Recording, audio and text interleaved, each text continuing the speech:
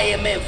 James Nandara Mafabi owabashagatiro abanyakibina cha FDC atakatangire kuronda karuru omurijinja siri yabanza kuvugana abanyamakuru abiyanjure nshonga zitari zimwe na zimwe n'eki mujemeseri zo kwesimba habwa president. Business no bakola kibina kino bakiki oli free ne ukogera ebikuluma ngatone gutya free expression free media nibyo ona kubanga abantu bamanyi usanga abamu abatamanyi bakwatana yuzi baputa abantu bafe amudateye bageze batko kende bifanani ya FDC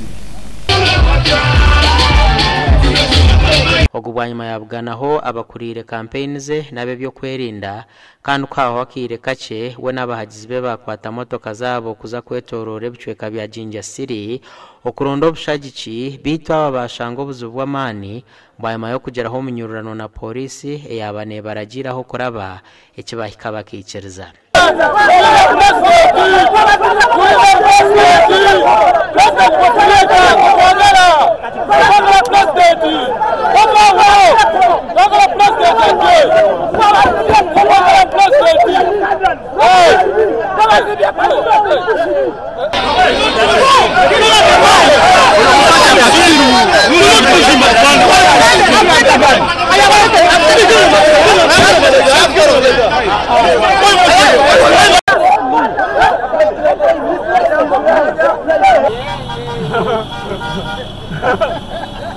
Ababazo myanya mu Amber Court, Ivunamba, Buyara, Bugembe Cathedral n'ahandi okushaba karuru kandi omweshongozi aganaga niwe yabanashemeza abahagizi.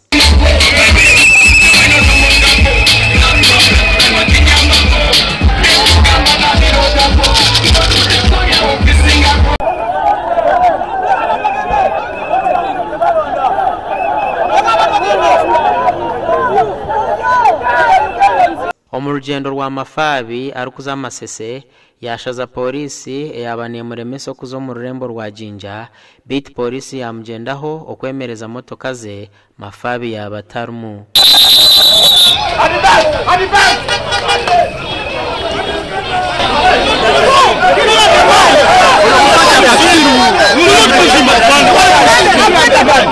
Embereji ya leta hakashashamaro ecyaretera abahagizi ba Nandara Mafabi batandika kutamikira polisi ebigambo.